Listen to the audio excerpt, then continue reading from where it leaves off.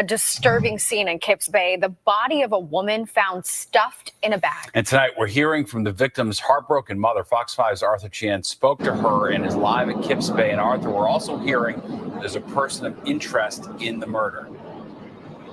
Yeah, when he was taken into custody, it got really ugly, which you're about to see. We're on East 27th Street. The location where the woman's body was found has been turned into a memorial tonight, but all the attention this evening was focused down the block, mainly around an individual who police tonight are not naming and have not charged yet, but because of surveillance video on the block that shows somebody in a wheelchair being involved in disposing of the victim's body, her family and many people on this block seem more than convinced.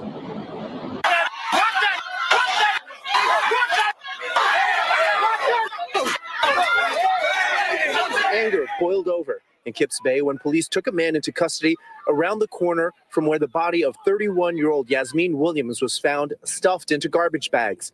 Down the block, police... Dang, that's just a trip. That is crazy. He sought out a man, sources tell Fox 5 is a person of interest in the murder. In a wheelchair when he was brought down to the lobby, he was being transferred into a gurney while still in the lobby as a crowd outside started screaming and banging on the windows.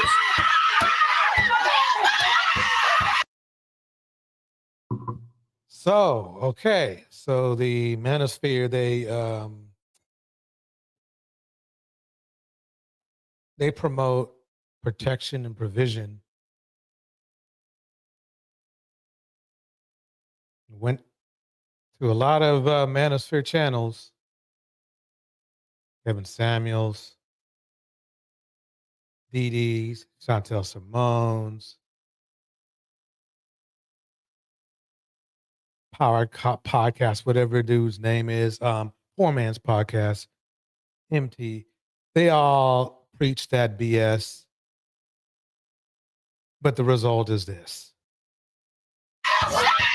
Once the door opened, family members and friends of Yasmin Williams unleashed their fury as police officers and EMTs desperately tried to fend them off. Several people punched the man in the head, angrily jumping over him and leaping over anyone in the way to get... Wow. That's something else. That is something else. I don't know what it's going to take for our community to come together, do better things. No, you can watch. This is a funny thing. I'm not saying you're absolutely safe in other communities, because you're not. But you're a lot safer than other communities than, even with racism, you're safer in other communities than you are in our community. That's mind-blowing. Get at him. Some could be heard begging the crowd to kill the man, while others were tearing his shirt from behind. The man pleaded his innocence at the angry crowd as the EMTs and police tried to load him into the ambulance, all the while trying to push back at people surging to attack the man. As soon as the ambulance bolted, Yasmin's mother held her hand, overwhelmed. He's disgusting. He looks like scum. Yasmin's body was found Friday, stuffed into garbage bags and left out on the street on East 27th Street, just off 3rd Avenue. On Monday, the medical examiner's office determined the cause of death to be a gunshot wound to her head. Sources tell Fox 5 police have a surveillance video showing a man in an electric wheelchair dragging the garbage bags to that location, which led Yasmin's family to wait outside the building down the street. She meant everything to me. It was my baby. She was an angel. She was a light. And that light is going to always... So fellas, where's that protection and provision for this gorgeous young lady? Where was it? Whether it's within yourself or externally, where is it? And there are more. I mean, this is going to be deep. Let's just keep it going here. And this is the funny part here is listen to Boosie defend criminals. Here we go. Trigger warning. Some people might not like this. Let me pause right there. I want to get this. I want to make sure this volume is just right so you can hear this nonsense.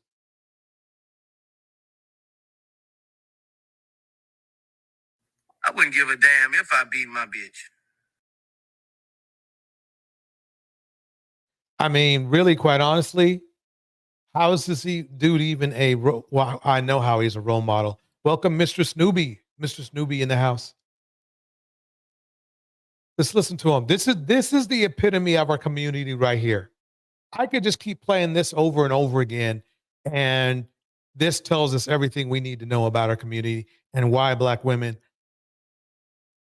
should strongly consider escaping Blackistan.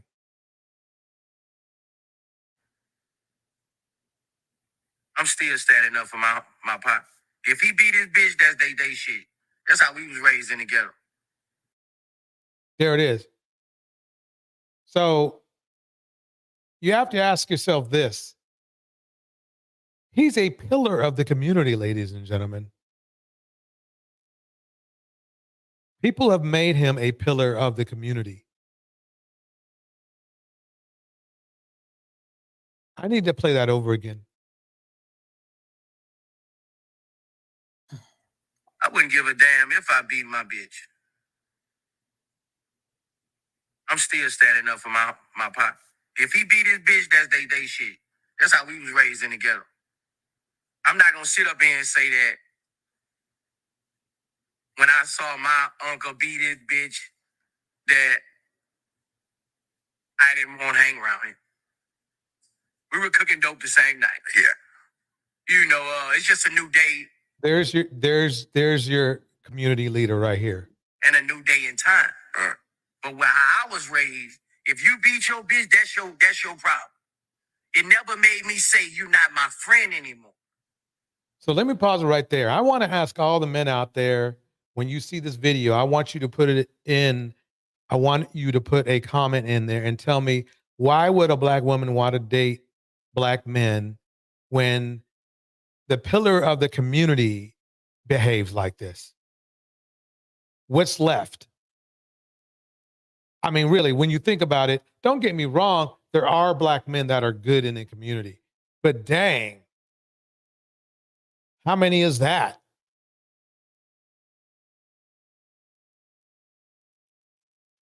Let me ask you this. Who's the manosphere going to listen to? Boosie or me? They're going to listen to Boosie. Let me remix this one more last time. This is brought to you by You're Triggered, by the way. A lot of people might not like this. I wouldn't give a damn if I beat my bitch. I'm still standing up for my pop. If he beat his bitch, that's they shit. That's how we was raised in the ghetto. I'm not gonna sit up here and say that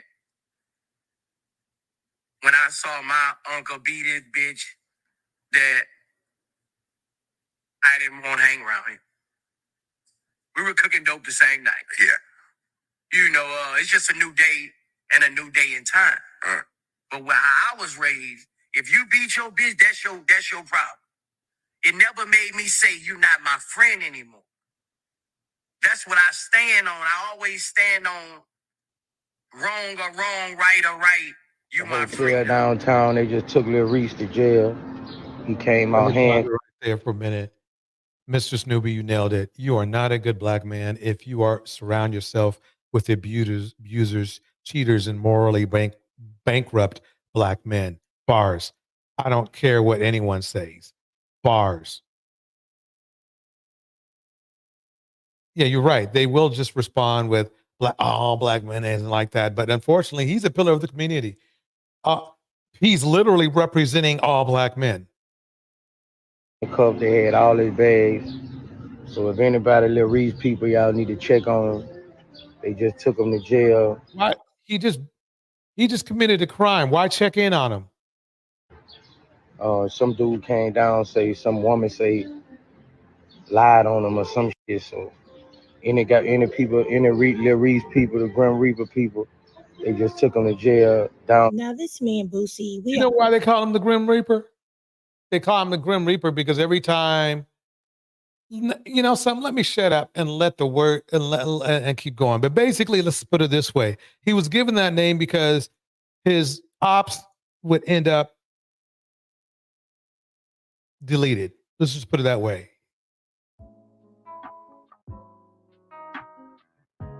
Look, they got all that music playing behind, all cool.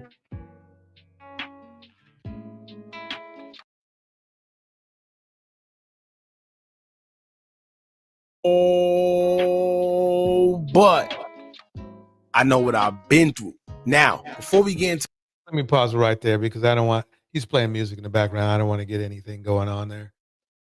So basically, this is what he said after he bonded out. It's a book of 600. I'm rocking with all Urban Central. Let's go.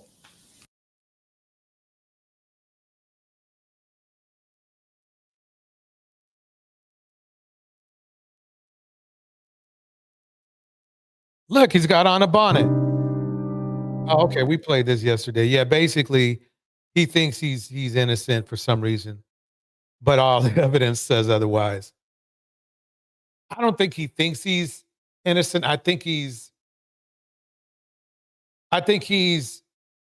telling everybody he's innocent, but he knows he's not. He knows he's not. They don't call him the Grim Reaper for nothing. Let's go over his criminal history, though. The beast known as the Grim Reaper, as I like to call him, Lil Reese. 40% of all people mentioned by Lil Reese are actually now Pacs. They're dead. Did Lil Durk get choked out by Lil Reese? If you FaceTime with the Chirac Grim Reaper himself, it's basically like an interview for the afterlife. Lil Reese has fought a charge, or not really a charge, he was arrested on indirect contempt of court. Lil Reese has been let back. I don't get it. Why are y'all defending this dude? I don't get it. I don't get it. It's, hey, great. He's a decent rapper. Great. But he has no soul. You can tell by those dead eyes, he has no soul. Out on the streets by the Chicago PD. Nobody is safe. Reese signing a major record deal with Def Jam. But as the years went on, Lil Reese started being known less for rapping and more for his various activities in the streets. This was mainly due to DJ Academics and his constant coverage of the Chicago drill hip-hop scene. Academics made money. The Chicago Police Department are watching him more than ever. Curious on what Lil Reese got caught up in over the years? Well then, we've got you covered. Here's an exclusive inside look at the criminal history of Lil Reese. Lil Reese has been living in Southside Chicago his whole life and was apparently already affiliated with the BDs by the age of 5. The BD set Reese claims is Lamron. For those of you who don't know, Lamron is normal spelled backwards, which is named after their main block, 64th and Normal. Lamron later came together with another BD set in Inglewood called Tay-Town and formed 300. Almost. Okay, so basically, to me, it looks like these guys aren't running any legitimate business. And you wonder why, I wonder why the community is so bad. I mean, these black women are just tearing up the community. No, they're not. It's dudes like this that you men respect.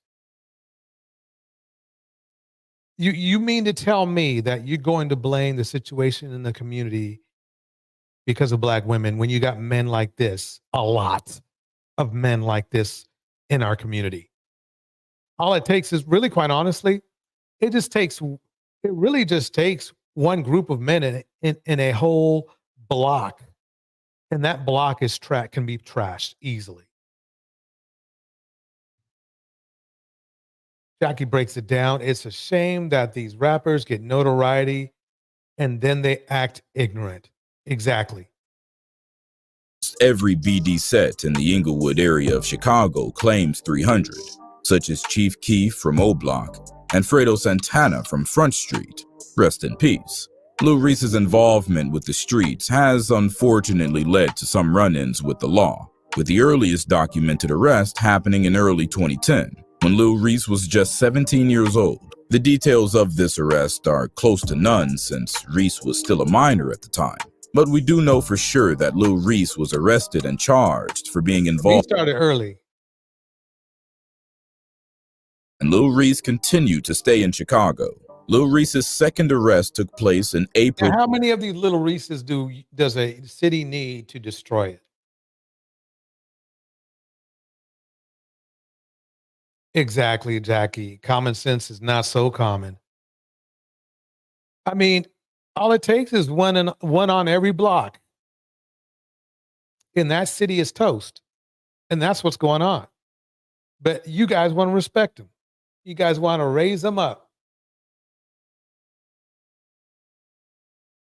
That is just crazy. So let's go into one of our main features of the evening. In fact, let me go into the main feature of the evening. And then we're going to end it up with Kwame Brown or Kwame Kilpatrick and his situation. Here we go. Yo, it's Tanner God, and I just jumped off the porch with a dirty glove bastard. You feel me? Like, wait, don't want to play that. Okay, here we go. You're the first one to bring a headstone on here, so you got to talk about this. You got to break this down for us. here lies my ex. Listen, you should have never died. you should have never played with me, because then I got to take it to the third degree. You know, like, so when I look at this little tombstone, I be like, man, it's crazy. So September 23rd is like the day I dropped Pond and Top. You know what I'm saying? So I had to put that on there. Well, not really. Really, it's 3 years ago I dropped Pond and Top. This like their anniversary, and I just happen to have court on this day. Everything just came together. So I got this to be extra fucking childish, making families mad. And oh well, because they ain't gonna do shit about it. Smoking on that Axwood pack. Oh yeah, you know it. Matter of fact, I got the smoke on this dead motherfucker as we speak. Hold up. Hold on. Let me get my little backwood. My ex-wood. You feel me? Like, Dang, she was roasting them. Yeah, exactly.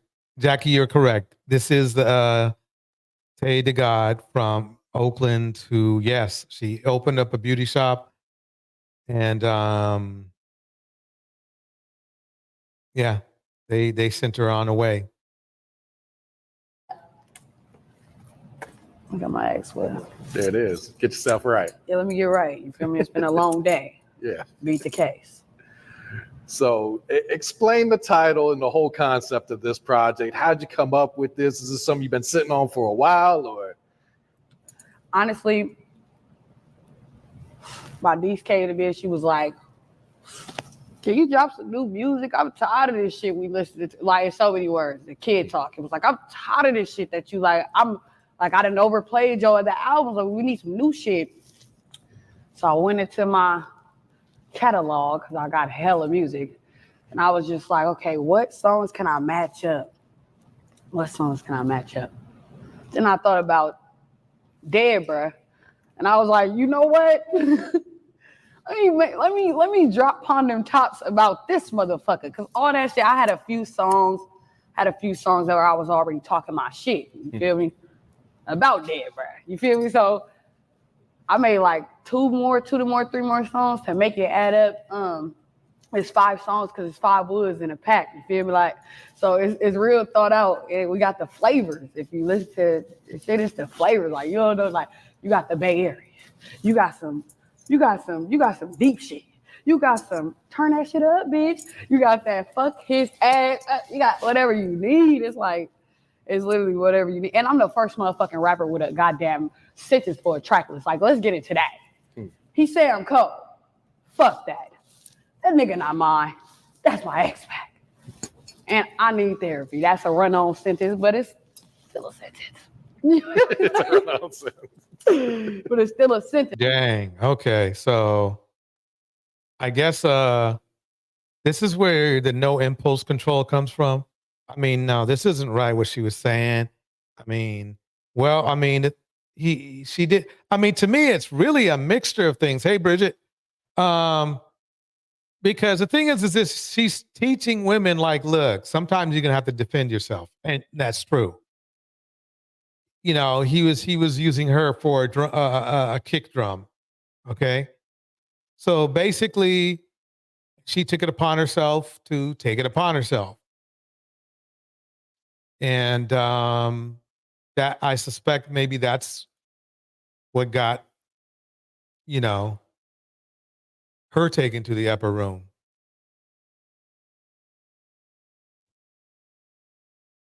Let's break down her situation even more. So you feel me? Like, Yeah. And the artwork, this shit went crazy when you revealed it. Like, who did you come up with that? Was that the designer? Like, how'd y'all come up with that one? so you feel me? I definitely tapped in with this photographer from Detroit. He's dope as hell. Seeing his work and seeing how he did little shit, like he do little shit. And I tapped in with him and I was telling him my vision. And it's like, we just came together with that shit. Like, I told him what I wanted. I was kind of lost because all this shit came up. Like, when I got the songs, everything was just like coming. So I didn't know. This was not like planned like hella months back. This shit just got planned like last month. Oh, wow. Yeah, get up with us. We in State of Art. Oh, my mama. Like, get the fuck up with us. Oh, my mama. Like, a month ago, it be taking y'all fucking artists hella long to get shit together. They not fucking with us. I don't care. Yeah. They really not. Oh, and yeah, the cover art, I just had to like. Welcome MTGV Crime Podcast. Yes, this is a wild one. That's just crazy. I told her, he listened. I went and did like 3 to 4 shoots. And then we was just like bouncing ideas back and forth, and then we just came up with it. His first draft he sent me, I was like, that's the one. Like he sent me a different one too. One time I dropped Pond Them Top as well. You know what I'm saying? For like some content. But yeah, this one was hard. The details, I'm like, yeah, you got the blood fat. And that was a real perk. That was really my ex. He placed my ex, you feel me? In the picture. I had a picture of him send it. I'm really cold. What? Everybody cold. You sound cold. Yeah. So you did the interview with Kid L. Goes viral. Did you expect it to get that type of reaction, or was that the plan? You know, all along. It was like, let's get them to talk about this. It wasn't really the plan. I honestly just was like, when I go to Detroit to do that photo shoot, I need to get some other work in too. So I was like, I got on there and I just started spitting the reel, and it was like real it just went up. Like they just I didn't know how the world was gonna take to it. They calling me a snitch, but I never said I shot nobody. I ain't never said that. I'm just smoking on my ex. Like y'all be smoking on y'all ops. Y'all ain't kill him. Fuck. Yeah, you just said he's gone. That's it. But he gone though. Like, but he gone. That's amazing. Talk about the single "He Ain't Mine." It looked like the reaction for this is going crazy, and you pop a big shit on that too. And that ain't even supposed to be the single. That's the cold part. I'm telling you, this shit was so unplanned. I mean, she's pretty much breaking it down here. This is pretty what would you call a very well put together EP, I guess, because it's not an album, because that's like 11 cuts. She realizes that her man is not her man. That's what she realizes. Mr. Snoopy breaks it down. Black folks telling me I need to turn in my black card because I don't know many of these fools that you be showing on these videos. And you know what? Take this raggedy. Take this raggedy card. Oh man. I understand where you're coming from. I understand. She only did it for clout. Yep. You are so right, MTGV. Take this raggedy card. I swear to God, this is supposed to be the single. we was just, me and State was already in the field. We was just already working. And this song already was like, it was already what I was gonna drop. So it's like, we already working. We already had the video to that. It was like, come on, let's just drop Ponding Tops. And I guess, unfortunately, that had to be the single. But I don't think that's the coldest song on the album. No.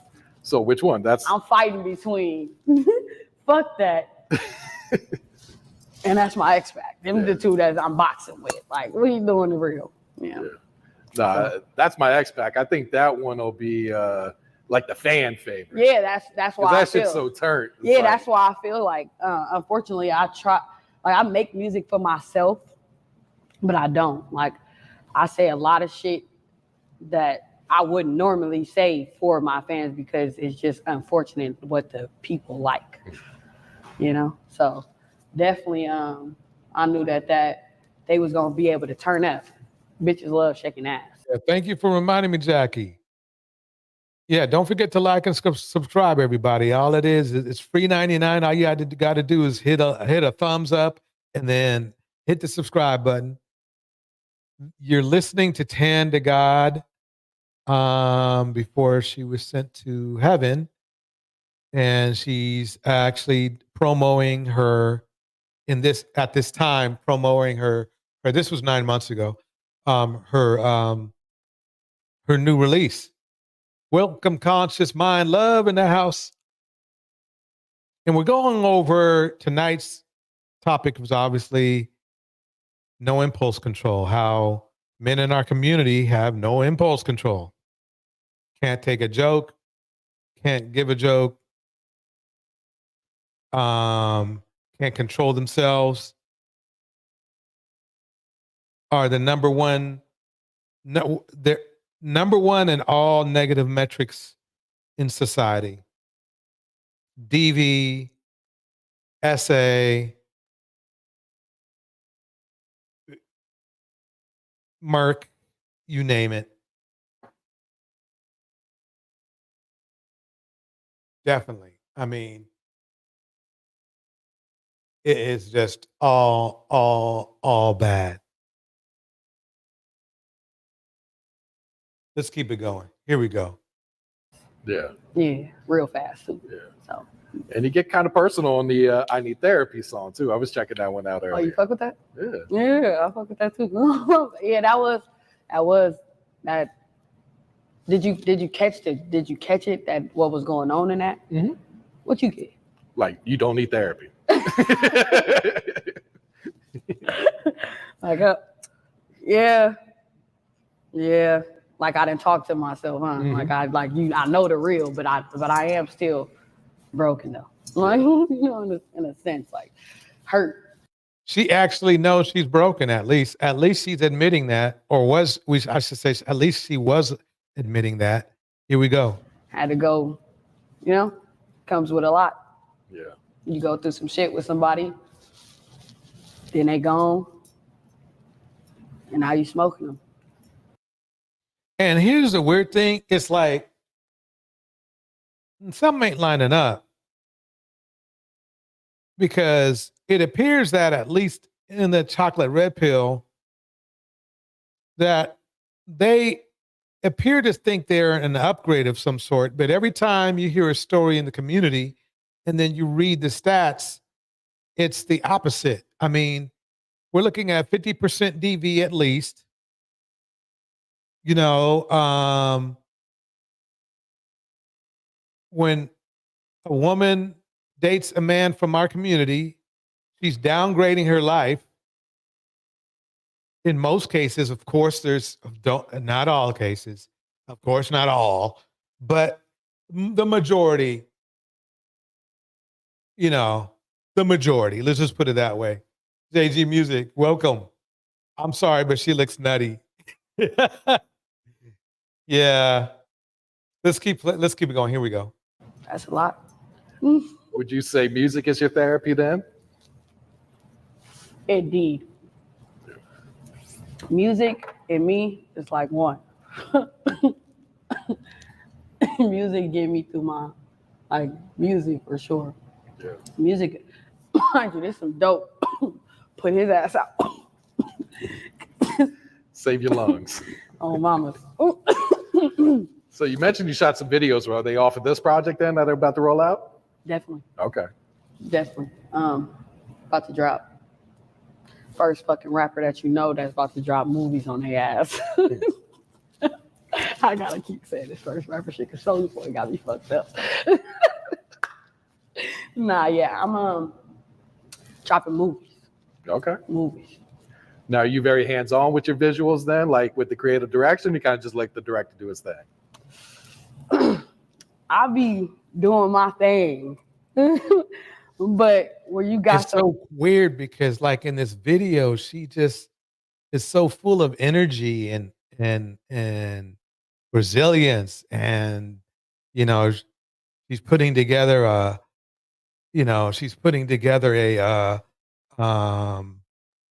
opening a beauty store, and I bet it was on point too.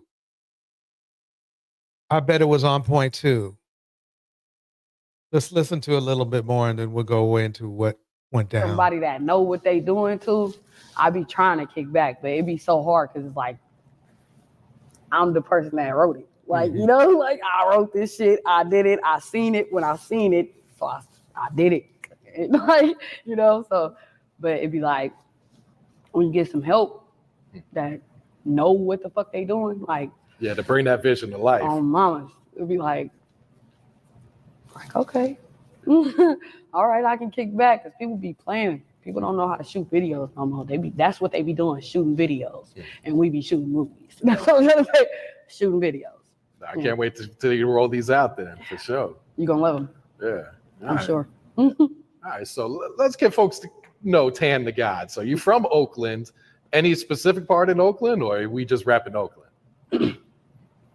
I really don't even want to claim that no more, but I'm not from there. But I'm from the universe. Like I'm from the earth is my turf. Like I'm doing my thing. I gotta keep saying that because I ain't from nowhere that ain't from me. So nah, but I'm from Oakland, 7-7. I'm gonna drop it.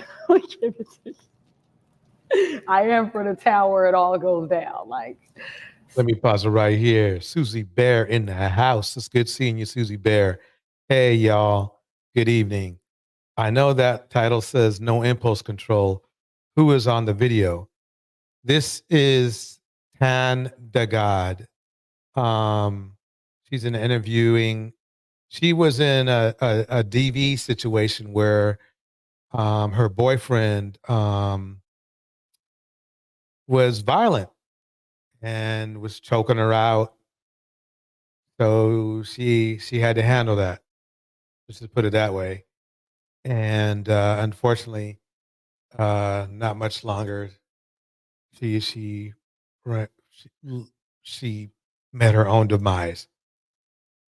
And that's because of no impulse control. She got in, she had to send somebody to heaven because no impulse control, and she got sent to heaven because of somebody else's no impulse control. It's sad. And at the opening of her beauty store, of all things, that's how, but I'm sorry, but that's just how these brothers are built now. No impulse control. Mr. Snoopy breaks it down like this. You can't expect success while expecting the Black community to contribute to your success. You will stay failing and be disappointed. And Mr. Snoopy, I want to add on that. You said at the end, you stay failing and being disappointed. Additionally, it can get a lot worse, as in her situation. And then Bridget says, how did she get deleted? I'm coming up to it very soon. But I wanted to show you her personality and her energy and her potential she had. 7-7. She could have very well been beyond Sexy Red level. In Hillside, to be exact. Okay. So can you give us like a woman's perspective of coming up in Oakland? Because we get a lot of male rappers from Oakland to sit on these boards, but I think I only had like maybe one or two females from Oakland sit on the steps. So can you fill it in what it's like for a woman coming up in Oakland? It depends on what kind of woman you are. Like, well, what was your experience? My experience was like, I was like in school and stuff, I was rapping and just like, I was rapping, beating people up a little bit, but that was that because I was small and niggas was fucking with me. Don't fuck with me, I won't fuck with you. It's because I was small, people was trying to play. I had to put a lot of people on their shit, but most of all, I was rapping. And it's definitely tough. Like, you get a lot of weird shit, like, definitely, like, people be crazy. Like, oh no, that shit is kind of like.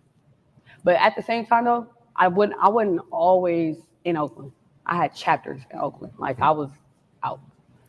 I was getting dragged around the United States, so I was outside. So I got a little bit of everything. Like, I was in Louisiana, I was everywhere. Like, I was a kid that when I grew up, and then when I got back to Oakland as an adult, it's like I was working little jobs and doing a little 9-to-5 shit, trying to stay afloat, living, and still rapping. But I was playing. I was freestyling. And I mean, that's the crazy thing is like, she was really trying to be a entrepreneur for real. I mean, she wanted to do for real stuff. I mean, she's wanted to open up a beauty store. You know, that's for real. Man, let me keep going and show you what, you know, another side of her. Here we go. The biggest people that I know are like personally that I can call up is Rock, Mr. Fab, Lil Blood, and these is big in only our cities. Like, motherfuckers know who, like, they know who Mr. Fab and Lil Blood. But when you go across the world, they be like, who? What are you talking about? You feel me? Like, I don't know niggas. One thing I noticed with your visuals and stuff and the way you're putting yourself out, you're not trying to push the thing that's trending right now, and it's always been, is that sex sells in rap for females, right? That's kind of like they're pushing sex first sometimes before even the music, and they're trying to like push artists that way, and you kind of didn't want to take that route. Breaks my heart that you don't want to do it. Yeah, it's a cold case when it hit the news. Like, it's I don't know, like, that really breaks my heart. That's the call. I want to take a shot to that shit. That shit really break my heart, but we ain't even gonna drink. Don't even worry. I'm gonna just think about how I should have took a shot to that right there, because how heartbroken I am, because I'm really hurt, bro. Like, because like the pressure I'm getting from like even my niggas, they like, bro, please just make a selling sex song for us, please, bro. Please, bro. Nigga, what the fuck you mean? That's me selling my soul. What do you mean? I'm not doing that. I'm trying to make it without being naked. Thank you. Like, that's deep. That's deep. That's deep. One of the few rappers that's willing. I mean, if you're looking for a rapper who didn't want to be, do the sexy red thing, here she is, full of potential. Well, you know the rest. JG Music breaks it down perfectly. She has to stop being in the proximity to desperate bums. The male rappers she chilled with didn't show up to the event she got taken out in. Bars. Probably the dusty rappers that she hung with. You know what's funny? To me, JG Music, I wouldn't be surprised if they were part of her demise, if they set her up. I wouldn't even be, I would, my heart rate wouldn't change or nothing. It really wouldn't. Susie Bear breaks it down. Black male rappers don't like these woman rappers, bars. They just like being around them when they can exploit them in some capacity. You nailed it. You nailed it. You very much nailed it. Here we go. Like, I'm fucking with that. Like, everybody do their thing, but we already got enough motherfuckers that selling sex. We already got, you feel me, the city girls and the You feel me? It's like we got them. Well, I think the kind of the fucked up part for female artists is some of them like just to, like to show off their sexuality, and that kind of gets misconstrued as and they're trying to sell their sex. Like there's pictures of Tupac shirtless and all that shit. Like so for a man, like he can rip off his shirt and show the muscles, but for women, it's like we're trying to shirt, we showing titties and we fast. Yeah, so there's kind of like a pressure on that. Like okay, that's a great perspective. You know what I'm saying? But for you, what's your angle for it completely? Like you do feel like you're selling your soul if you do that? No, I'd be like, you don't have to be over sexual to show your femininity. Like, you don't have to be like, you know, like it's like a female artist that I see on my shit, bro. Every time I see her on that motherfucker, she naked. When I just seen her with some clothes on, the first thing I said, and I said it out loud, and I was on the phone, and I think motherfuckers thought I was being funny. I was like, damn, this bitch finally got some clothes on. God damn it. I mean, this is deep.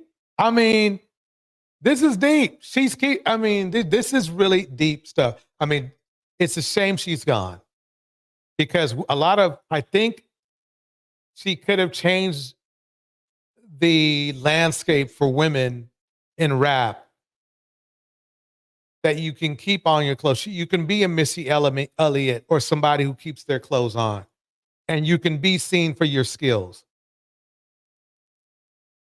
Man. Me like this, boop. Because it's like you don't have to be on the internet throwing ass naked and saying, and even the shit that you pushing with the music, like, it's so fucked up because they literally, I feel like they targeted my community, and like I feel like they targeting us for sure. Like they're making sure that you hear. Our children is hearing this shit, and they think this shit is cool. So it's generation of hoes around this motherfucker, and it's like, where the respect, where the wives gonna be, where the India rings at this motherfucker. God damn, I'm tired of these hoes. I don't think it's a conspiracy. I think it's literally that just it's making money. So they're like, let's do what makes money. Right at the end of the day, that's more what they're pushing. Yeah, and it's like, but damn, we can change the narrative of what we like. We don't have to like if everybody wasn't like, oh, this the hardest shit, you know that shit trash. I'm just gonna say I never bought a Lil' Kim poster, right? Like when Nicki Minaj came out, you know what I'm saying? You might have had one. Cash Dolls, Rocky, you know, Cash, like, you know what I'm saying? Like these are people that you can look at and be like, oh my God, this is like these women look incredible. Yeah, and they where they, well, 2 out of the couple that you named, they carry themselves. You feel me? Like, I'm not gonna just be, because I don't really care. She is a very intelligent woman. You can tell that. She just got around basically the core reason why people pass away is they just get around the wrong people. And unfortunately, in the rap culture, that's very easy to do. JG Music breaks it down once again. She looks fresh in this one. At least she didn't take her clothes on. Her clothes on. I am tired of the 304 culture being pushed on us. Exactly. That's exactly what she's talking about too. Exactly what she's talking about too. She has her clothes on. Yeah, she has her clothes on, and she's really carrying herself well. Very well. It's a tragedy.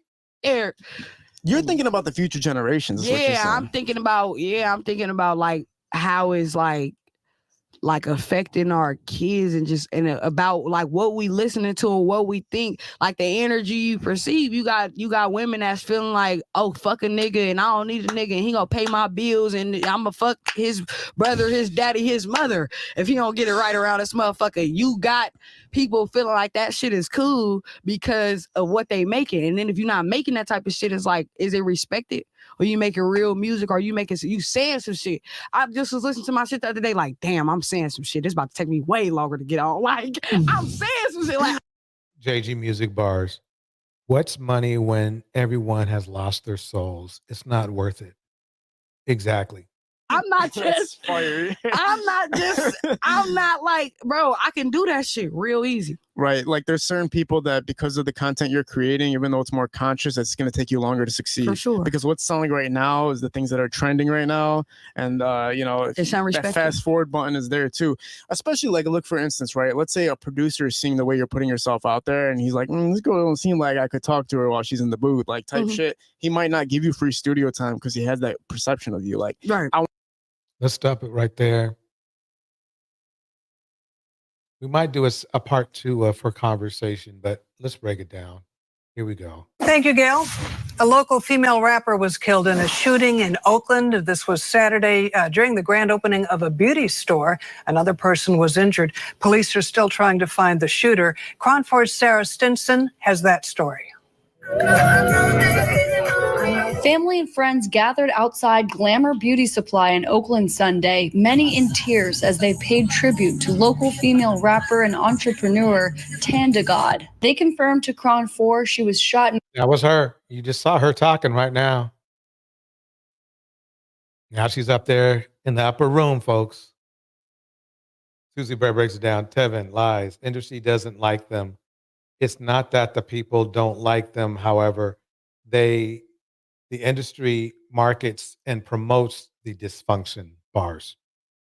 Killed at a grand opening event for the beauty store Saturday.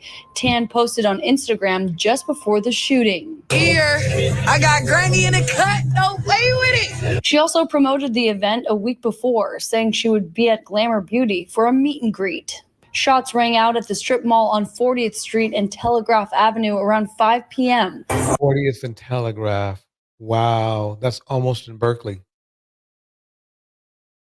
Dang. People ran into this donut shop to take cover. I heard some shooting. I thought it was part of like their music or... A man who works there who does not want to be identified described the chaotic scene. I just saw like 2 or 3 people would start running into my store and like, you know, they're shooting. And people started pulling out of the parking lot and people were just running around. So, and as soon as I stepped outside, the cops were pretty much already here. Oakland police say when they arrived, paramedics found one gunshot victim who died at the hospital. Another gunshot victim arrived at a nearby hospital sometime later. Police say that person is expected to be okay. They're still working to identify the shooter. No arrests have been made. A man who works at a Korean restaurant nearby witnessed the shooting. Just this guy with the hoodie came by and started shooting. And that was it. And he just ran away. The police came. Bay Area rapper and philanthropist Mr. Fab posted about the shooting, saying he was booked to be at the same event, but, quote, God had different plans. That's what's weird to me. Remember how everybody was saying like Tupac was set up and it might have been, you know, what's his name that was in prison? What was his name? You know, big dude. Anyway, this seems like the same thing. All of a sudden, that one day at a very important event, and he's supposed to be there, right? He's even on the freaking flyer, but he didn't show up. Doesn't that seem a little bit weird to you? That seems a little bit weird to me, I'll tell you that. That seems very weird.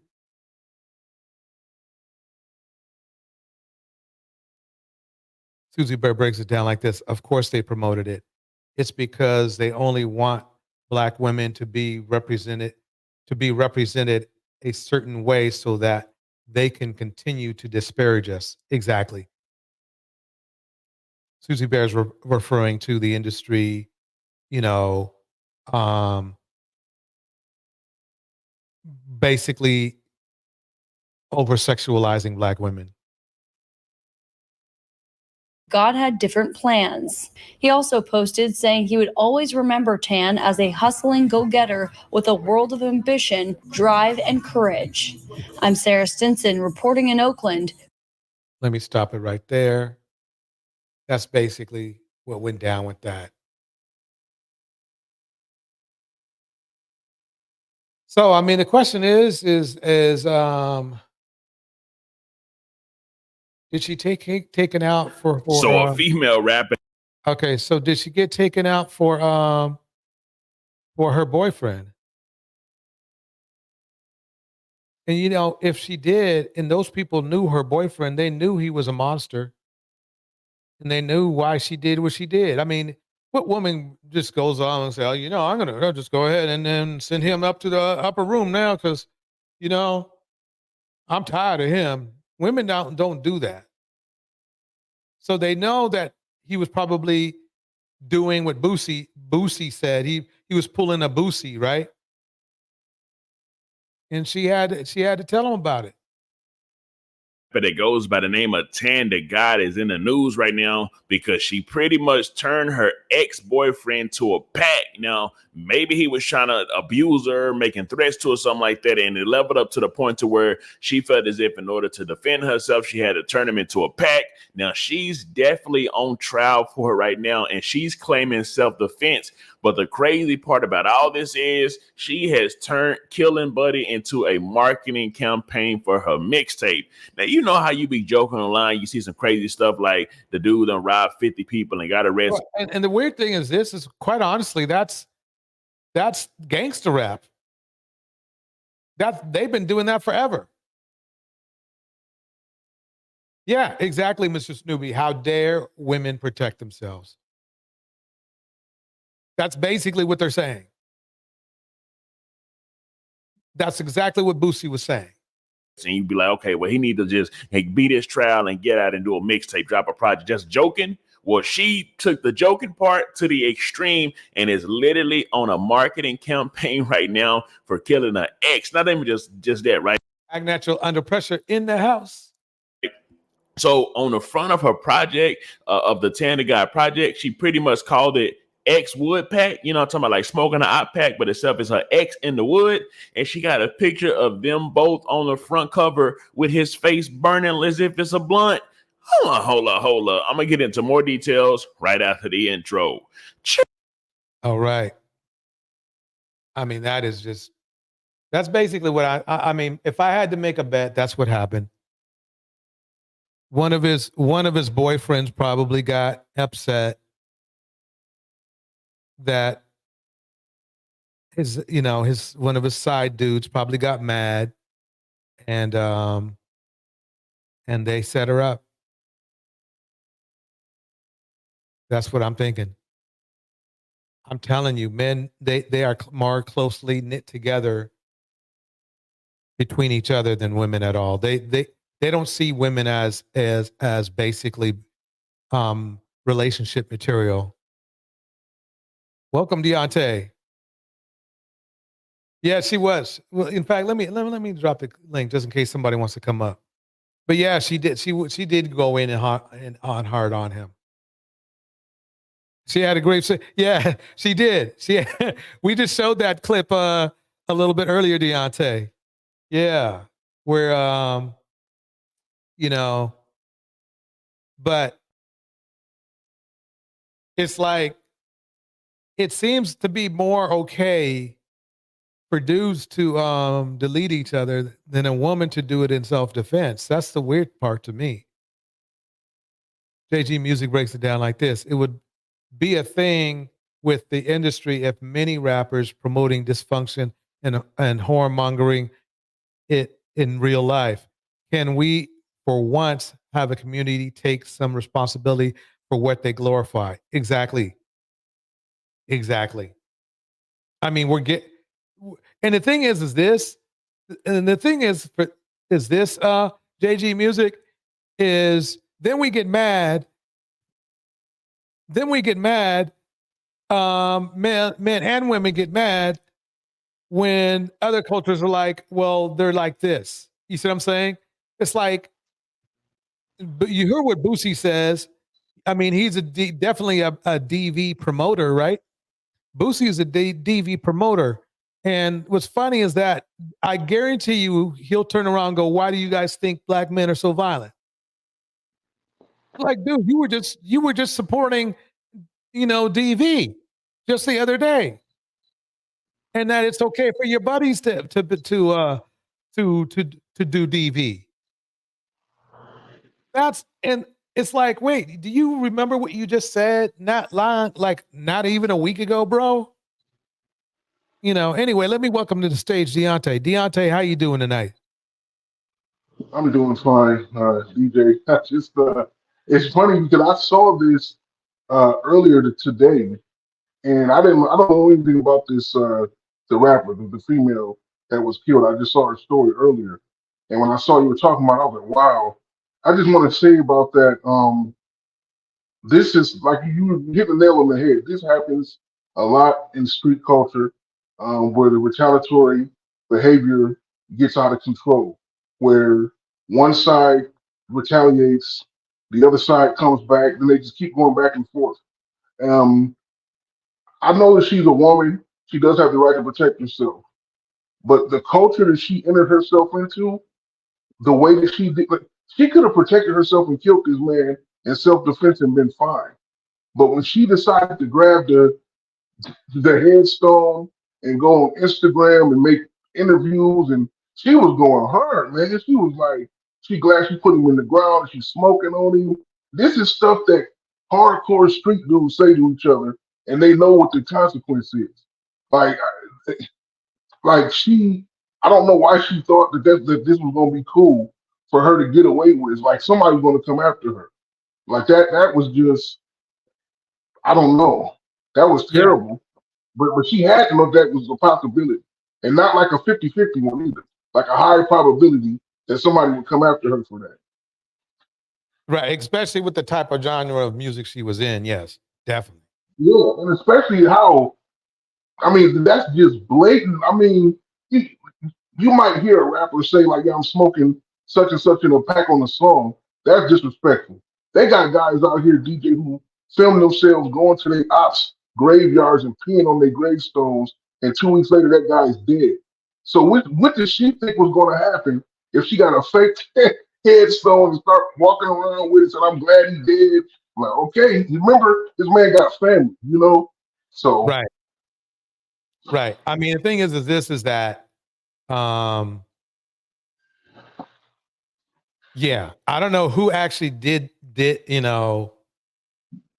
sent her up to the room, but yeah. I mean, the thing is that, you can do that if you leave town, you might be able to get away with what she did. But I mean, and the thing is this is that I guess that's what I want to warn everybody out there is like, remember there's a lot, it doesn't take a whole lot of men to not have any impulse control. And there's plenty of men without any impulse control. And I guess that's my lesson of the day is that this men don't, we don't right now these days, really, when you think about it, all men in general, but we are focused on our own community right now. We don't have the patience to control ourselves to the point where the impulse control takes over. I mean, I say it a million times.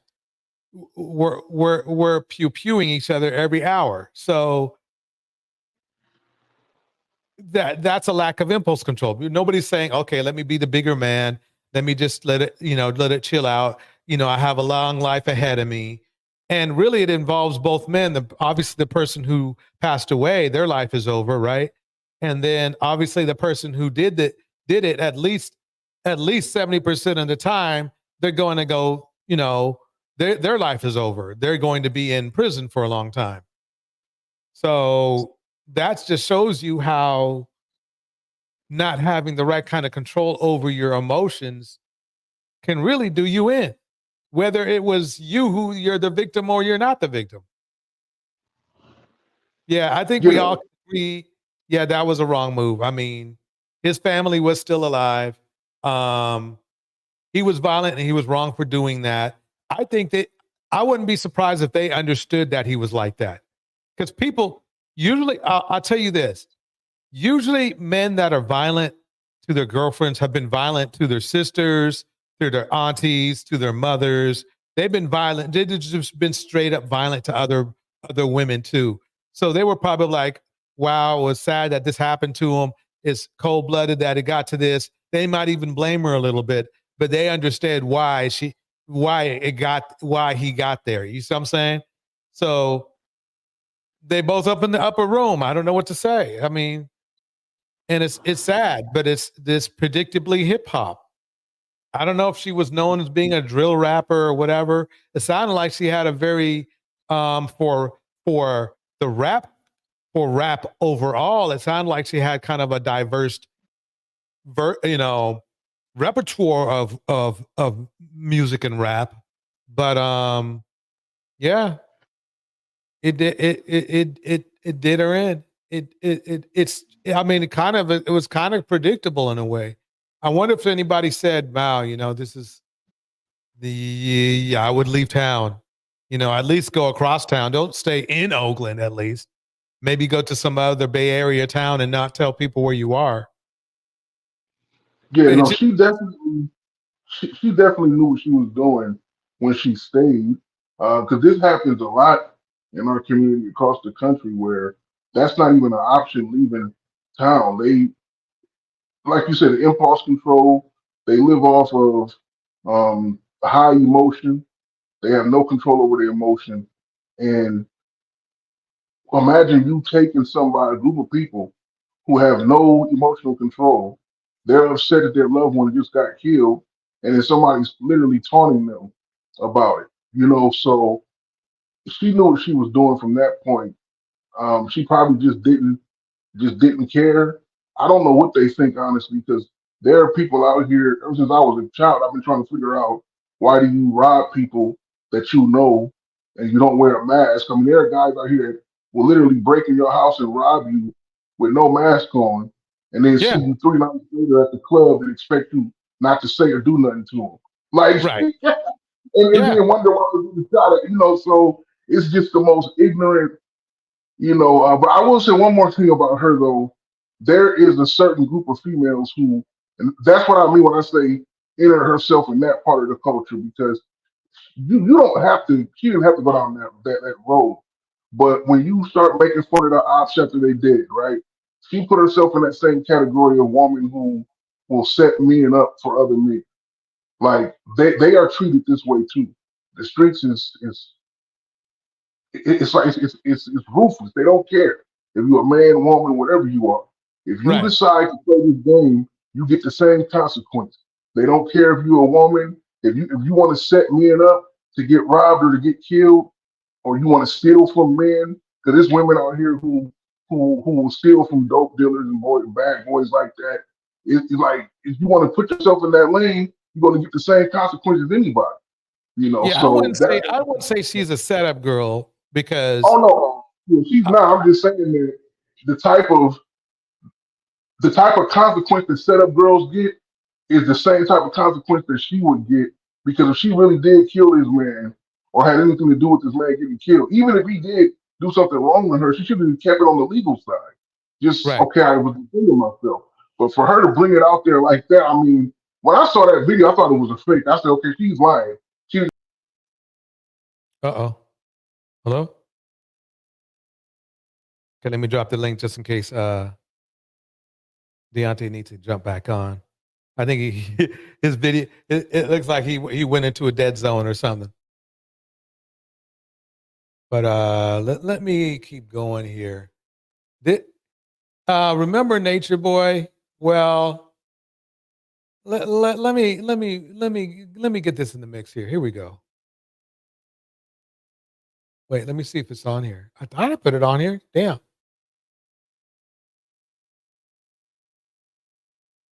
What did I do with it? Hold on, everybody.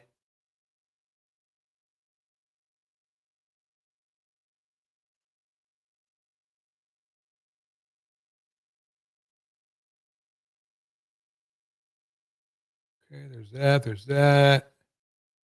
How's everybody doing tonight anyway? Let me go ahead. Give me 1 second to dig this up. Boom.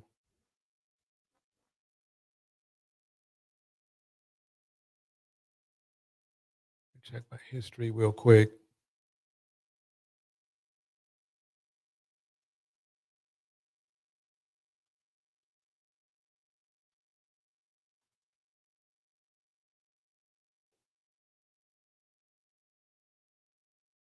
Here we go. Where is it at?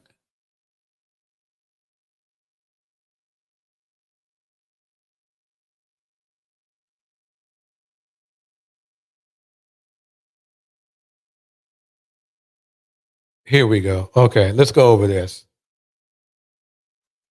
Unsolved murder mysteries in Detroit. Who killed Tamara Green? Can't get you out of my system, he told Ebony. Need some love and affection, he told Alexis. And to Kabina, I'm rushing to see you, baby. Have a lot of. So this is about Kwame Kilpatrick or whatever his name was. He was the mayor of Detroit or something. And this is the funny thing is he had the world could have been his oyster and but you know what? He kept picking. I mean, the thing is this. He went the way of Kevin Samuels, where he thought he was a high value man and thought he could just cheat on everybody. And he did. Cheated on his wife a lot. And the funny thing is, how do you expect to be respected if you're going to cheat on everybody? You know, how are you going to cheat on everybody? JG Music says this. Okay, he made his point, but now she is a victim and he should have never have put his hands on her. So yeah. So she should have not have gotten over it. That's it. I mean, basically, yeah. I mean, the thing is that's why I had to put no impulse control, because you understand, you know, she's going through something. She obviously, that was her boyfriend. She probably cared about him. She stayed around. She got hands and feet put on him. Probably wasn't the first time. We all know that. Then she got tired of it. And he probably tried to choke her out like most of these dudes do. And she did what she had to do. You know, when you're a small woman, you only might get one chance. It's not like you can grapple with him or nothing. Dude was probably 6'2". She looked like she was every bit as 4'11" at best. You get one chance. You don't get this, oh, well, you know, I can fend them off for another, 20 minutes until somebody else helps. No. So yeah, that's what's going down. But let's go into this Kwame Brown thing. Here we go. Mental damage from just this one incident. Remember Tamara Green, the Detroit-based exotic dancer, sadly lost her life in a drive-by shooting in 2003. The young mother was the talk of the town for many months after her tragic death, but the world had made peace with the shocking incident. Controversy and unanswered questions have surrounded the case through the years, and the latest scoop surfaced in 2023 when her daughter Ashley claimed in a widely shared TikTok video that her mother's murder was caused by an extramarital affair with former mayor Kwame Kilpatrick. How true are her? And here's the funny thing. What bothers me about this is that the goal of being a leader, and he was, the leader of Detroit, right? Is that you bring people up.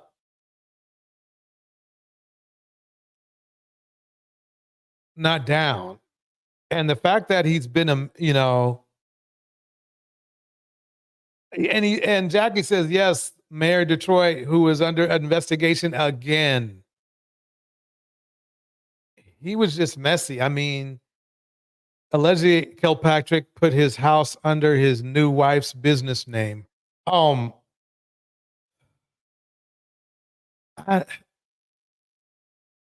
Man, that's crazy. Claims. Does she have any proof to back them?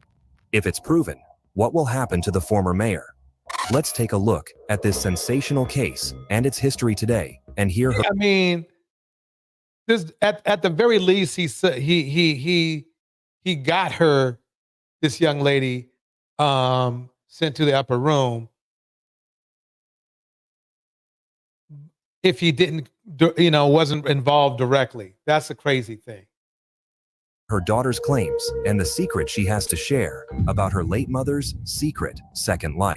Tamara Green lived in Detroit and grew up on the East Side. She graduated from Martin Luther King Jr. Senior High School in 1994. She had 3 children, Jonathan at age 17, Ashley at age 19, and India at age 26. Tamara grew up in poverty and there were moments when they went without food, and her relatives or community members had to bring food to them. Her father was absent during these times. Tamara vowed she would never live the way she had grown up and would create a stable future for herself and her future family. Tamara knew that she was beautiful, and she decided to utilize her beauty to earn money. So she started her career as a dancer. This exposed her to men of all sorts, and soon she started getting into relationships with narcotics dealers and petty criminals. Wow, that's deep.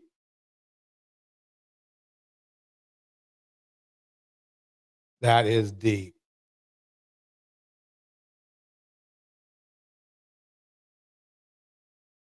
That is deep. They would pick her up for dates, and she would earn a lot of money with their help, and thus began her dual life. She was a dedicated single mother by day who worked hard to raise her kids and give them a stable home, and at night she was known as Strawberry, a well-liked and gifted performer at some of the most upscale exotic clubs and parties in the city. Tamara's career as a dancer was highly criticized and even stigmatized, but she was happy with the financial stability it brought. She would often work additional hours just to earn some extra money for her children. So, exactly how much money did she earn? Well, according to reports, she drove a $70,000 BMW. She soon started dating a local dealer named Eric Big E. Mitchell. I mean, this is the thing. Her life was over before it started. I mean, you can't. What I've noticed is this. Wow, he was granted immunity by Trump. Yeah. Yep. That's crazy. So, I mean, it's quite clear, and it was quite clear in the Tan to God story as well, that you just can't be around these bandits and survive. You just can't be around these bandits and survive. You just can't. So if you want to be around, this is going to be one of my few teachings, is if you want to be around bandits, ladies, if you want to be, dating bandits, or you want to be, in the midst, and unfortunately the hip hop industry is like 80% bandits. The clock is ticking. Your life expectancy is probably cut in by not in half. I would say a good 30%. These men are criminals for a reason, because they have no impulse control. And the most, if you really want to know something, most of these men, they abuse women all the time. Let's see what old Eric B. Mitchell Diggs is saying. Despite being in a relationship with him, Tamara continued to dance at various parties in the city and was in high demand as a dancer. Eric would occasionally join her, and attending one of these parties eventually took Tamara's life. But how did it happen? First, let's take a look at our supposed convict here. Born on June 8, 1970, Kwame Kilpatrick, the former mayor of Detroit, was a notable figure in the political history of the city. At age 31, he was elected as the youngest mayor of Detroit ever, and during his tenure, he was well known for his charismatic personality and promises to transform the city. Let's face it, he turned out to be a crime boss, but he got lucky enough to be a mayor. Patrick was responsible for improving the urban landscape and developing it economically. He prioritized lowering crime rates, enhancing public safety, except for his own crime rate, the one that he causes himself, and pushing for more funding for Detroit's infrastructure. However, his tenure in office was overshadowed by a number of scandals, one of which occurred in late 2002. Many claim that Kilpatrick threw a party in the mayor's Manoogian mansion that went out of control. The mansion was undergoing some renovations, and he arranged a get-together for his friends and peers there. The mansion served as the mayor of Detroit's official residence. It was reported that some of the top dancers in the city came to perform for Kilpatrick. And I mean, come on. You're supposed to be representing the whole city, and you're having strippers come to a party for you. I mean, right there, that's no impulse control. I mean, how do you do that? You know,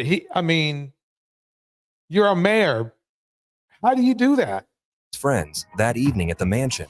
And guess who was one of the entertainers of that party? Yes, it was Tamara Green. According to the stories, she performed a private dance for the mayor. Reportedly, Kilpatrick's wife got to know about this party, and she stormed the mansion. When she entered and realized what was going on, she left quickly, but returned once again, sometime later. This time, she began swinging at her and managed to injure her. The mayor's executive protection unit claimed to take Tamara to a nearby hospital. That evening, she was using a false identity when the doctors were checking her, of course, to keep... Okay, so if the mayor's protection unit took her to the hospital, then you know she was there at the mayor's house.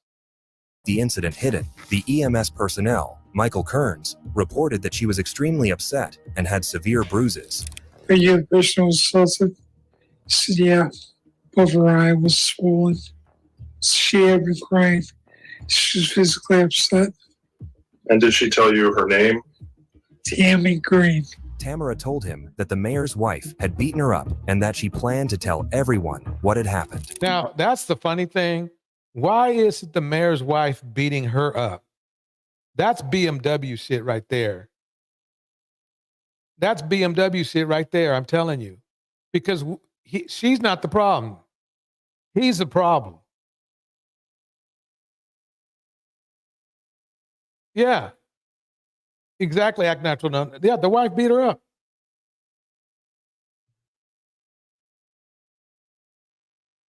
It makes no sense whatsoever. Why is a woman going to beat up another woman? You know? You know why? Because she didn't want to leave, dude. She wanted to keep getting her BMW on.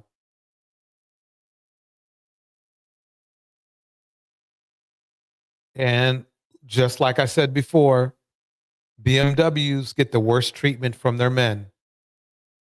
That fit, feminine, friendly, and submissive stuff doesn't keep you from getting hands and feet, and it doesn't keep you from being cheated on.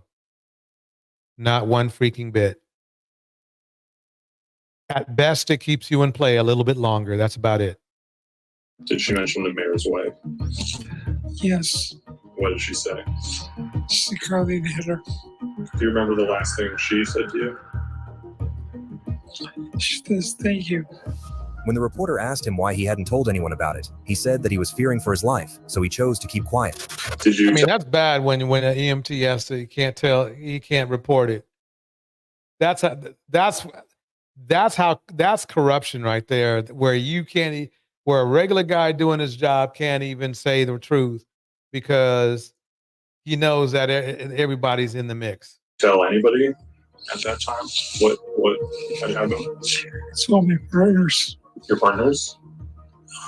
Why didn't you tell more people? I was afraid. Afraid of what? Getting hit, getting knocked off. You never know what could happen. Soon, the local media heard about the party and began posting about it. A few witnesses spoke to media outlets and provided them with the juicy gossip of what happened that night. During the party, Kwame Kilpatrick's wife, Carlita Kilpatrick, arrived unexpectedly and observed Tamara Green performing a lap dance on Kwame Kilpatrick. I then saw Carlita Kilpatrick punch Tamara Green. Now, she had no impulse control. She should have been giving that energy over to her husband, though. Well, she shouldn't have been doing it at all, but it's not. Look, she's just, Tamara Green was just doing her job. Causing Tamara Green to fall onto a coffee table and to break the coffee table. Carlita Kilpatrick then grabbed a table leg from the broken coffee table and struck Tamara Green once with the wooden table leg. Michigan Attorney General Mike Cox, who was running for governor the following week, was also reported to have been there. But after the news leaked, he told reporters, "I absolutely was not there. I've never been inside the Manoogian mansion." Even though the former EMS personnel claimed to have spoken to a woman named Tammy that evening, former detective Michael Carlisle claimed that the woman wasn't Tammy. The Michigan State Police investigated the claims and said that they didn't discover any proof of a party and ended the inquiry. I think it was just a gathering of just a few friends and some things got out of control. Whatever, I don't know what the circumstances are till I get to the scene. Well, halfway to the Dang, that's a trip. Welcome, Tanya. Welcome, Tanya. It's good seeing you. Here we go. Here we go, y'all. mayor's mansion on the riverfront of the Detroit River, I got a call from my sergeant. He goes, "We've been canceled." He says, "You can turn around." But after he thought about it with a clear head, he realized that they were talking about Tamara Green. I put two and two together. Was able to find out that the officer that was injured at the Minusian that night, prior to being a Detroit police officer, was a female stripper.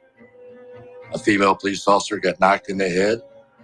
The actual female who did the lap dance and was injured, was hit in the head, was conveyed by the inner security detail of Kwame Kilpatrick, conveyed to the hospital, which wasn't far away.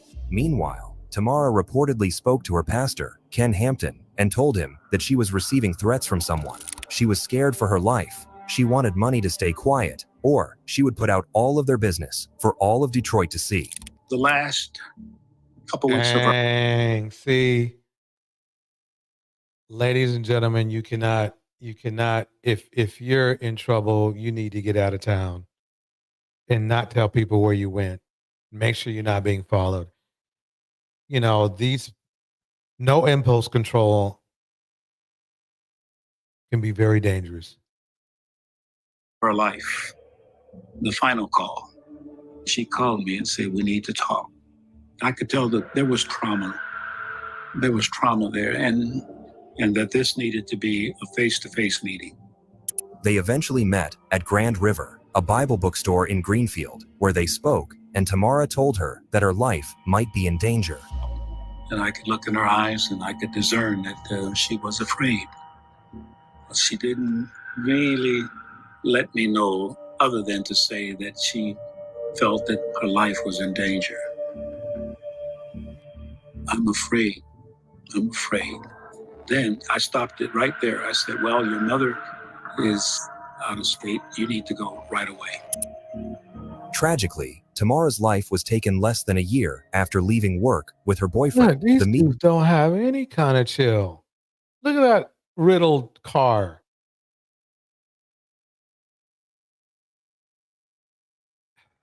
No impulse control. Media outlets reported page after page on this incident, but that's as far as it went. Tamara Green's case remained unresolved until 2024, when her daughter took to TikTok to share her worries about Look at her daughter. She's so pretty. She better be careful too. These people are still around. I'm telling you. mother's mysterious death. My mom was a very popular stripper in the early 2000s, and as you can imagine, that industry, you meet a lot of powerful, rich, famous people. She claimed that her mother had an affair with the mayor, which cost her her life. My mom ended up having an affair with the mayor of the city, who was married. Oh yeah, he was really showing some great leadership, wasn't he? I mean, men are the leaders. That's what they try to say, but the great leadership is cheatership. That's right. You heard me say it. These men think leadership is cheatership. At the time, so welcome, Angela. Yeah, things got messy, and the mayor of Detroit's wife actually assaulted my mother.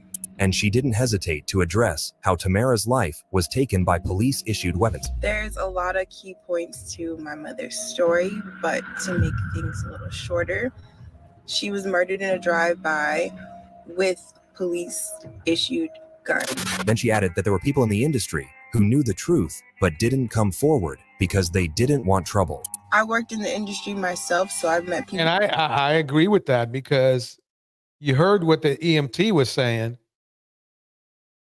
Who knew my mother, seen her around the mayor, and they do not want any parts of my mother's case.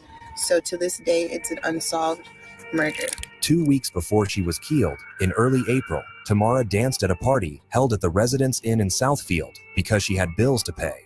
According to the authorities, the party was attended by well-known narcotics dealers, hooligans, and other VIPs from the city. At that party, Tamara got into a fight with a 5 feet tall man. When she rejected his advance, I'm telling you, you got to stay away from. I mean, if you know, bandits, There's only one resolution for them. He punched her in both eyes, which prompted Tamara's boyfriend, Eric Big E, to intervene and beat him up. 2 weeks after the fight, Tamara and her boyfriend Eric were shut outside of Eric's house. It was 3:40 a.m. when she pulled her car up to a curb at Roseland and West Outer Drive to drop Eric off. An unidentified man in a white Chevrolet Blazer opened fire on her car. Tamara was struck 3 times and eventually passed away from her injuries. The Southfield police responded to the fight immediately, but there were no follow-ups about what happened that night. Police attempted to place the blame on a felon named Darren King by claiming that there was a shady arrangement between the three, which eventually led to this horrible incident. But King refuted this claim from his detention cell. He even took a lie detector test to prove he was telling the truth. His family thought they had reason to finally celebrate some closure when Detroit Police Chief Ella Bully Cummings, in a hastily called press conference, said the department had identified a suspect. Strawberry, as the exotic dancer was known, had been killed in a feud between rival drug dealers and was not murdered in a scenario related to the Hot Topic rumor. And Chief Cummings claimed that the rumors were just rumors. Of Green dancing at the never-proven Manoogian Mansion party, being injured in an attack by Mayor Kwame Kilpatrick's wife Carlita, and, months later, gunned down because the strippers sought hush money from the Kilpatricks.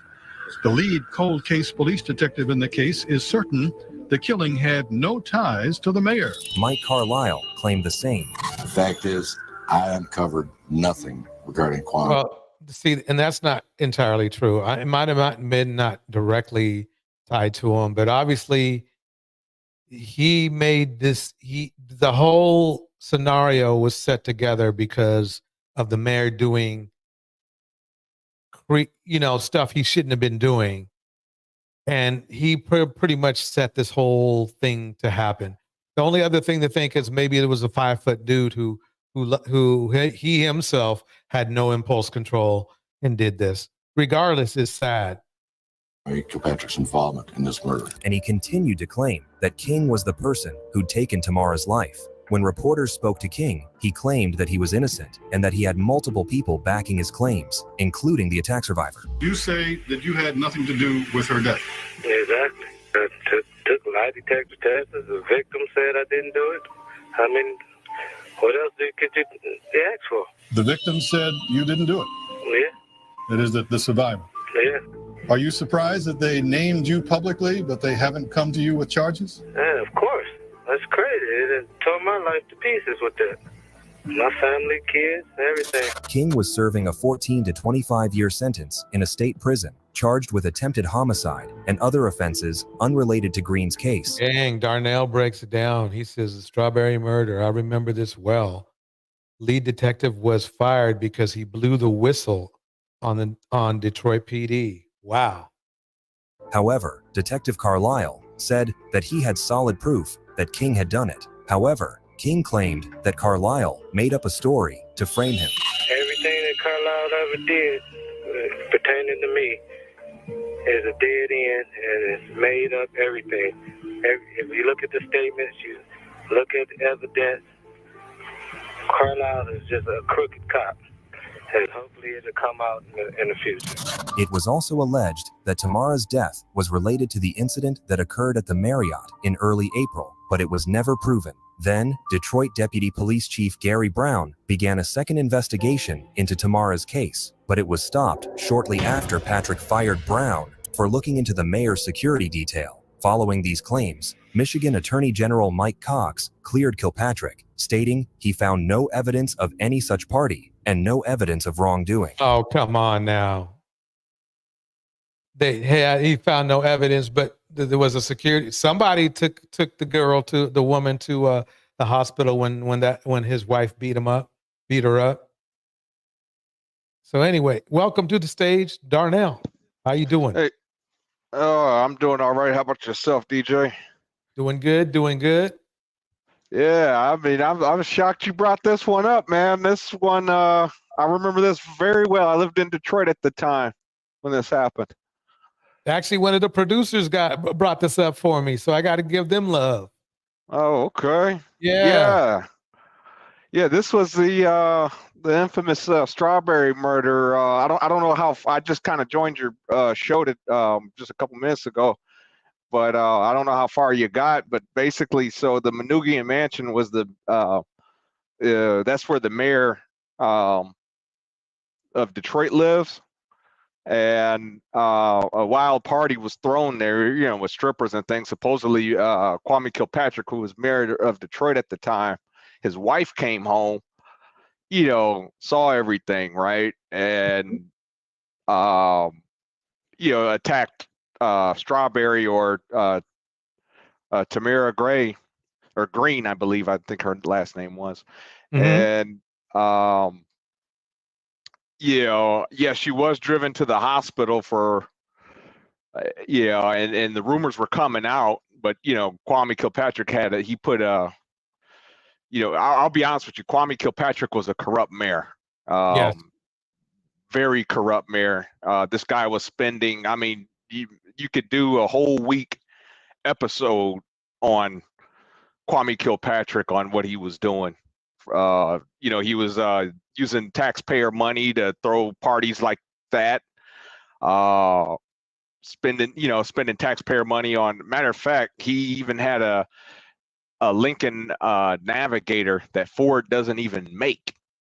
He had it specially ordered for his wife on city taxpayer money. Dang.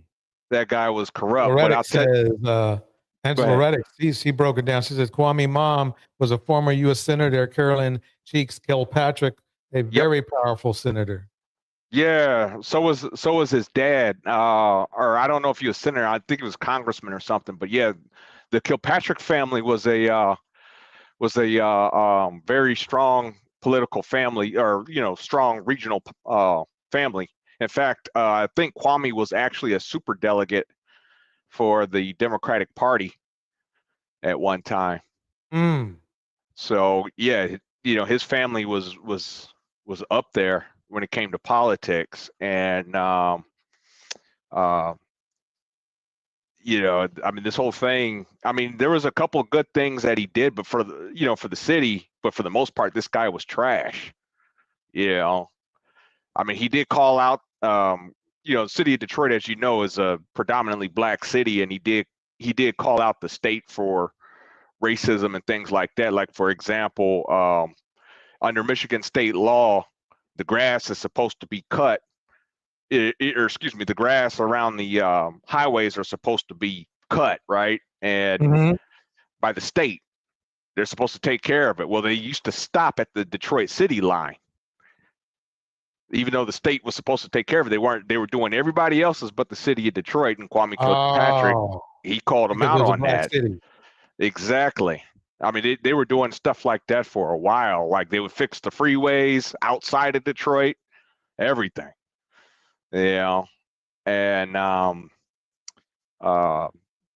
but getting back to did you get to the part of the shooting yet? When she was in the car that got shot up? Yeah. Did you notice, like, they tried to say the boyfriend was the intended target, and she just happened to be collateral damage. The only problem with that theory is he only had like 2 or 3 bullets or something like that in him. She had, they emptied an entire magazine in her. Okay, yeah, that's crazy. Yeah, they said she was shot 3 times in this video, but no, I can believe that maybe they kind of like no, she was shot. She was shot more than 3 times. Dang. Yeah, you're talking about. Those have got to be the world's worst hitmen. Because matter of fact, and here's something else interesting: the guy that was supposedly the target of the would-be assassins, he's still alive, and no one came after him since. So obviously it sounds like a Suge Knight. That's the guy I was thinking about. Sounds like a Suge Knight situation to me.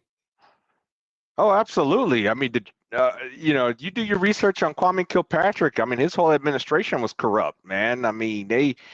He went into the old folks home and got, you could actually Google that. He actually went into the old folks home, and got people with Alzheimer's and everything, forced them to vote for him. That's crazy. Yeah. Yeah. He had an affair with, what was her name? Kristen Beatty. I think her name was Kristen Beatty. That was his chief of staff. Had an affair with her. Yeah. So he was just all bad. Oh, they called him the hip hop mayor. That was his nickname. Dang. Yeah. Yeah, that was his nickname. They called him the hip hop mayor. That is crazy, y'all. Anyway, I think I will have a part 2 of this and dig in deeper with this Kwame Kilpatrick, because I think we need to make sure that we let everybody know how awful he was. Oh man. Yeah. You definitely need a part 2, maybe even a part 3 on that one. Yeah. That is for sure. But anyway, everybody, I think it's a perfect time for me to call it a night. Got some things to do. Darnell, it's good seeing you. Hope you've been well. Yeah, my glaucoma's getting worse, but I'm fighting. Hey, just keep it up. It can, are you still smoking? Unfortunately. I'm trying to quit. Well. You got to give your glaucoma a chance, man. You got to knock that out. You know what I mean? Yeah. I mean, the good news, though, as far as the drinking, that's gone. Fantastic. That's good. We got to hold a party for you, my man. I'm dead serious, too. I appreciate it. All right, Darnell. See you on the next one. All right, now. I'm a shout out. Here we go. Shout out to Jackie Gaines. Thank you so much for your help and support. Angela Reddick, Bridget Mouton, of course, Darnell Elliott, Tanya Sweat, Act Natural Under Pressure, JG Music,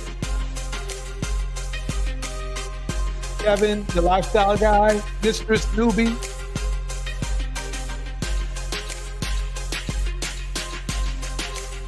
Susie Bear, Conscious Mind Love, MTGV Crime Podcast,